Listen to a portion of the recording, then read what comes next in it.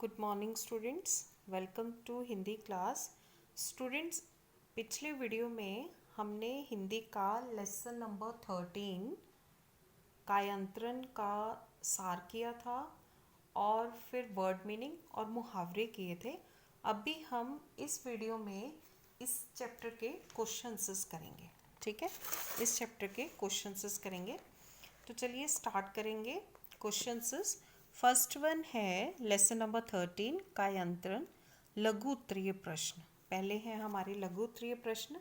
तो लघु उत्तरीय प्रश्न में फर्स्ट वन है, चांद की चांदनी में श्लेष को क्या दिखाई दिया। ठीक है, चांद की चांदनी में श्लेष को क्या दिखाई दिया। आंसर लिखेंगे, चांद की चांदनी में श्लेष को एक मानव आकृति दिखाई दी। मानव आकृति क्या होता है? मनुष्य के आकार का, मीन्स एक मनुष्य दिखाई दिया। ठीक है, मानव आकृति दिखाई दी। नेक्स्ट वन है, ये जानते हुए भी कि आदमी चोर है, श्लेष ने ऐसा क्यों कहा कि वह चिल्ला नहीं सकता। श्लेष को ये पता था कि वो जो आदमी है वो चोर है, लेकिन उसने फिर भी ऐसा कहा कि वो चिल्ला नहीं सकता। तो क्यों कहा?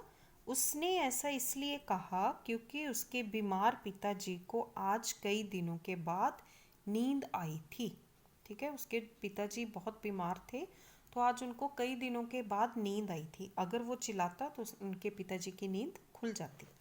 देन नेक्स्ट वन, चोर की आंखें फिर से क्यों छलछला आई। छलछला आई मीन्स उनकी आंखों में क्यों फिर से पानी आ गया। तो बच्चे का छल कपट रहित व्यवहार देखकर चोर की आंखें फिर से छलछला आई। मीन्स जो बच्चे ने उनके साथ व्यवहार किया था, तो उसको देखकर चोर की आंखें फिर से छलछला आई।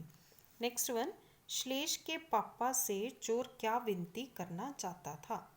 श्लेष ने उसे बोला था कि जब तुम्हारे पापा जागेंगे तो मैं तुम उनसे विनती करूँगा। तो क्या विनती करना चाहता था? चोर विनती करना चाहता था कि आपके घर से एक नौकर चोर बनकर भाग गया था और अब एक चोर आकर नौकर बन जाना चाहता है, क्योंकि उसका हृदय परिवर्तन हो गया था और वो चाहता था कि अब वो उनके घर में रहे और उनकी सेवा करे। ओके स्टूडेंट्स, नेक्स्ट वन है आपके दीर्घ उत्तरीय प्रश्न। दीर्घ उत्तरीय प्रश्न फर्स्ट वन है, नीचे उतरा हुआ आदमी श्लेष की किस बात से ठगा सा रह गया। नीचे कौन सा आदमी उतरा था? चोर। जब वो दीवार से नीचे उतरा तो वो उसकी किस बात से ठगा सा रह गया। तो आंसर लिखेंगे, जब श्लेष चोर के जख्मी हुए पैरों के लिए मरहम पट्टी का सामान लाने की बात करता है, तो यह देखकर नीचे उतरा हुआ आदमी ठगा सा रह गया। जब चोर उनके दीवार कूद कर नीचे उतरता है तो उसके पैर जख्मी हो जाते हैं, लेकिन श्लेष शोर मचाने की बजाय उसके लिए मरहम पट्टी लाने की बात करता है, तो वो ठगा सा रह गया, मीन्स वो हैरान हो गया।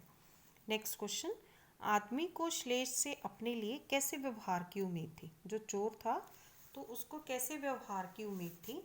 तो आंसर है, आदमी को श्लेष से अपने लिए वैसे ही व्यवहार की उम्मीद थी जैसा कि समाज के एक घृणित व्यक्ति के साथ किया जाता है। घृणित, घृणित मीन्स जिसके साथ नफरत की जा सके।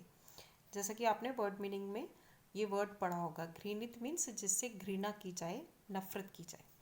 ठीक है, तो आदमी को श्लेष से अपने लिए वैसे ही व्यवहार की उम्मीद थी जैसा कि समाज के एक घृणित व्यक्ति के साथ किया जाता है। नेक्स्ट वन, चोर के इरादे के सामने क्या देखकर चुनौती खड़ी हो गई। चोर के इरादे के सामने क्या देखकर चुनौती खड़ी हो गई। श्लेष की नेकी, बचपन और उसके भोलेपन ने चोर के इरादे के सामने एक चुनौती खड़ी कर दी। ठीक है, नेकी मीन्स वो बहुत ही नेक काम कर रहा था और उसका भोला भाला बचपन था और बहुत ही भोला बच्चा था, तो ये सब देखकर चोर के इरादे के सामने एक चुनौती खड़ी हो गई। नेक्स्ट है, श्लेष की निश्चल बाल वृत्ति का चोर पर क्या प्रभाव पड़ा। मीन्स उसने उसके साथ जो भी व्यवहार किया था तो उस पर क्या प्रभाव पड़ा। तो आंसर है, श्लेष की निश्चल बाल वृत्ति से चोर बुरी तरह पराजित हो गया और दया से उसकी आंखें भीग आईं। ठीक है, देन नेक्स्ट क्वेश्चन है आपका इसके बाद 5th क्वेश्चन, चोर के हृदय परिवर्तन पर एक अनुच्छेद लिखिए कि चोर का हृदय परिवर्तन कैसे हो गया था। तो आंसर है, चोर श्लेष के घर में आया तो चोरी करने था। ठीक है, वो श्लेष के घर में किस लिए आया था? चोरी करने के लिए। पर समाज के घृणित व्यक्ति के साथ साधु जैसा व्यवहार देखकर उसका हृदय परिवर्तन हो गया। ठीक है, और अब वह उस घर में नौकर बनकर श्लेष और उसके पिताजी की देखभाल करना चाहता था। अब वो उसके घर में नौकर बनकर उसके पिताजी की और श्लेष की देखभाल करना चाहता था। तो स्टूडेंट्स, ये आपके वर्ड मीनिंग है। अभी हम करेंगे इस चैप्टर का भाषा ज्ञान। भाषा ज्ञान में सबसे पहले है आपका, ये क्वेश्चंस हो गए। उसके बाद भाषा ज्ञान में सबसे पहले है एक आपका कॉम्प्रीहेंशन। तो कॉम्प्रीहेंशन में दिए गए गद्यांश को पढ़िए और पूछे गए प्रश्नों के उत्तर लिखिए। आपने इस पैराग्राफ को पढ़ना है और जो भी इसके आंसर्स हैं वो आपने लिखने हैं। बहुत ही इजी है। फर्स्ट जो क्वेश्चन है, श्लेष ने चोर को अपनी माँ के बारे में क्या बताया? बहुत ही इजी, सामने आंसर दिया हुआ है। जब आप इस पैराग्राफ को पढ़ेंगे तो आंसर्स इसके बिल्कुल सामने हैं। लेकिन जो बाद वाले क्वेश्चंस हैं, नेक्स्ट 2-3 क्वेश्चंस हैं, उनके आंसर्स इधर लिखे हुए। देखिए, सेकंड क्वेश्चन है, श्लेष के उत्तर का चोर पर क्या प्रभाव पड़ा? तो आंसर है, उसका छल कपट रहित व्यवहार देखकर उसकी आंखें भीग आईं। यही प्रभाव पड़ा था कि उसका व्यवहार देखकर उसकी आंखें भीग आईं। देन नेक्स्ट है, श्लेष ने ताला खोलने की बात क्यों कही? ठीक है, उसने ताला खोलने की बात क्यों कही थी? ताकि वह फिर से जख्मी ना हो जाए। ठीक है, क्योंकि पहले ही वो दीवार कूदकर आया था तो उसके पैर जख्मी हो गए थे। लेकिन अगर वो दोबारा से दीवार कूदकर जाता तो उसके पैर और ज़्यादा जख्मी हो जाते, इसलिए उसने दरवाज़ा खोलने की बात कही, ताला खोलने की बात कही। नेक्स्ट है, भाव स्पष्ट कीजिए। चोर भीतर से हिल गया था। तो आंसर लिखेंगे, भाव ये है कि समाज के घृणित व्यक्ति के साथ साधु जैसा व्यवहार देखकर वह बहुत प्रभावित हो गया था। ओके स्टूडेंट्स, नेक्स्ट हम करेंगे भाषा ज्ञान। भाषा ज्ञान में सबसे फर्स्ट एक्सरसाइज है, निम्नलिखित उर्दू शब्दों के हिंदी रूप लिखिए। यहाँ पर कुछ उर्दू शब्द दिए हुए उर्दू लैंग्वेज के, तो उसके हमने हिंदी अर्थ लिखने हैं, मीन्स हिंदी रूप लिखना है। फर्स्ट है अजीब। अजीब होता है विचित्र। Spellings very carefully you have to write in your books. अजीब, विचित्र, तकलीफ, कष्ट, आहिस्ता, धीरे, देन हैरान, आश्चर्यचकित, देन मदद, सहायता, बर्ताव, व्यवहार। ठीक है स्टूडेंट्स, इसको बहुत ध्यान से लिखना है, स्पेलिंग्स आपके करेक्ट होने चाहिए। ओके, नेक्स्ट एक्सरसाइज है आपकी विराम चिन्ह। ठीक है, दिए गए गद्यांश में उचित विराम चिन्ह लगाइए। आपको विराम चिन्ह लगाने हैं, गद्यांश दिया हुआ है। विराम चिन्ह क्या होते हैं? जब भी हम पढ़ते पढ़ते जब किसी वाक्य पर रुकते हैं या अपने भाव प्रकट करते हैं तो वहाँ पर हम कुछ विराम चिन्ह लगाते हैं। मीन्स विराम मीन्स रुकना। ठीक है, चिन्ह मीन्स सिंबल्स। तो जैसे हम कोई पैराग्राफ पढ़ रहे हैं तो कहीं पर कॉमा है तो हम थोड़ी देर रुकते हैं, या हमारा सेंटेंस कंप्लीट हो गया तो हम कंप्लीट करने के लिए फुल स्टॉप लगाते हैं। इंग्लिश में, हिंदी में पूर्ण विराम लगाते हैं। तो उन्हीं चिन्हों को बोलते हैं विराम चिन्ह। तो यहाँ पर इन्होंने इसकी डेफिनेशन दी हुई है। फर्स्ट है, अपनी बात कहते समय हम कभी रुकते हैं, कभी किसी बात पर बल देते हैं, तो कभी हैरानी व्यक्त करते हैं। लिखित भाषा में विभिन्न भावों या विचारों को स्पष्ट करने के लिए कुछ संकेत चिन्हों का प्रयोग किया जाता है। संकेत चिन्हों का प्रयोग किया जाता है। ये संकेत चिन्ह विराम चिन्ह कहलाते हैं। ठीक है, ये स्टूडेंट्स आपकी नॉलेज के लिए है। ठीक है, फर्स्ट है विराम चिन्ह कौन कौन से होते हैं। फर्स्ट है पूर्ण विराम।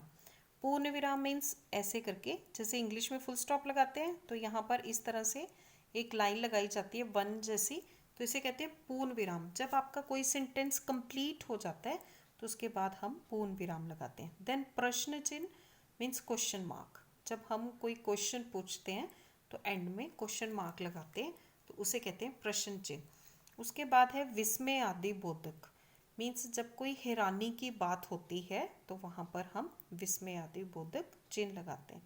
देन अल्प विराम मीन्स जहाँ पर कुछ सेंटेंस में हमें थोड़े टाइम के लिए रुकना पड़ता है तो वहाँ पर कॉमा लगाया जाता है, उसे कहते हैं अल्प विराम। जैसे राम शाम और मैं बाजार गए, राम थोड़ा सा रुके तो वहाँ पर कॉमा आएगा, तो उसे कहते हैं अल्प विराम। देन उद्धरण चिन्ह, उद्धरण चिन्ह होते हैं जो हम किसी के द्वारा कही गई बात को एज इट इज़ प्रेजेंट करते हैं, उस वहाँ पर हम इन्वर्टेड कॉमास लगाते हैं, तो उसे कहते हैं उद्धरण चिन्ह। ठीक है। और फिर उसके बाद है योजक या विभाजक, योजक चिन्ह जिसे आप हाइफन भी कहते हैं, या फिर हम किसी दो चीज़ों का कंपैरिजन करते हैं तो वहाँ पर कुछ चिन्ह लगाए जाते हैं। जैसे दो वर्ड्स को एक साथ बोला जाता है तो उनको दिखाने के लिए हम बीच में हाइफन लगा देते हैं, तो या बीच में ऐसे डैश लगा देते हैं, उसे कहते हैं योजक चिन्ह। स्टूडेंट्स इसे अच्छी तरह से रीड करना है, आपको पता चल जाना चाहिए कि विराम चिन्ह क्या होते हैं। देन एक्सरसाइज करेंगे, दिए गए गद्यांश में उचित विराम चिन्ह लगाइए। यहाँ पर नीचे एक पैराग्राफ दिया हुआ है, यहाँ पर उचित विराम चिन्ह लगाने हैं। वैसे तो ये पैराग्राफ आपके चैप्टर में से दिया हुआ है, तो कैसे लगाएंगे, यहाँ पर मैंने विराम चिन्ह लगाए हुए हैं, आप इसे केयरफुली देखेंगे। फर्स्ट वन है चोर भरे गले से बोला, then comma, inverted comma start, then विस्मय आदि बोधक चिन्ह, बेटा, बेटा के बाद में जो व्यवहार तुम्हें आता है, देन कोमा, वह तो बड़े बड़े ऋषि मुनियों को भी नहीं आता। ठीक है, तो यहाँ पर पूर्ण विराम, खत्म हो गया सेंटेंस, इसलिए पूर्ण विराम। जब तुम्हारे पापा जागेंगे, कॉमा, तो मैं उनसे एक विनती करूँगा, पूर्ण विराम, देन इन्वर्टेड कॉमा क्लोज। यहाँ पर इन्वर्टेड कॉमा स्टार्ट हुआ था, यहाँ पर क्लोज। श्लेष ने विस्मय से कहा, comma, then inverted comma start, क्या, then question mark, then inverted comma close. Okay students, next exercise है थर्ड वन, आपकी थर्ड एक्सरसाइज है पाठ में प्रयोग किए शब्द युग्मों पर ध्यान दीजिए। अपने पढ़े हुए कुछ शब्द युग्म लिखिए। युग्म मीन्स जोड़ा, ठीक है, पेयर में दो, ठीक है। युग्म मीन्स शब्द युग्म मीन्स पेयर जहाँ पर होता है शब्दों का, उसे कहते हैं युग्म। दो शब्द पाठ में आए शब्द युग्म कौन कौन से हैं? साफ साफ, टप टप, बड़े बड़े, ठीक है, ये शब्द युग्म हो गए। सेम वर्ड रिपीट हो रहा है, दो बार आ रहा है, तो उसे कहते हैं शब्द युग्म। आगे है आपके पढ़े हुए शब्द युग्म, अब आपने लिखने, जैसे धीरे धीरे, पानी पानी, या पास पास, दूर दूर, ये आप लिख सकते हैं। कोई और भी लिख सकते हैं जो रिपीट होते हैं सेम वर्ड्स, उसे कहते हैं शब्द युग्म। ओके, नेक्स्ट एक्सरसाइज है निम्नलिखित शब्दों के बहुवचन रूप लिखिए। अब स्टूडेंट्स आपको वचन के बारे में तो पता होगा, एक वचन, बहुवचन, ठीक है। एक वचन वो होते हैं जो एक संख्या का बोध कराते हैं, संज्ञा की एक संख्या का बोध कराएं, उसे हम कहते हैं एक वचन। और बहुवचन मीन्स वो एक से ज़्यादा की संख्या के बारे में बताएं, उसे हम कहते हैं बहुवचन। फर्स्ट है, यहाँ पर कुछ एक वचन दिए हुए, इन्हें हमने बहुवचन में परिवर्तित करना है। फर्स्ट है रात, रातें, ठीक है, ऊपर बिंदी आएगी, रात, रातें। स्टूडेंट स्पेलिंग्स बहुत ध्यान से लिखने हैं, अपनी बुक में बहुत ध्यान से स्पेलिंग लिखना।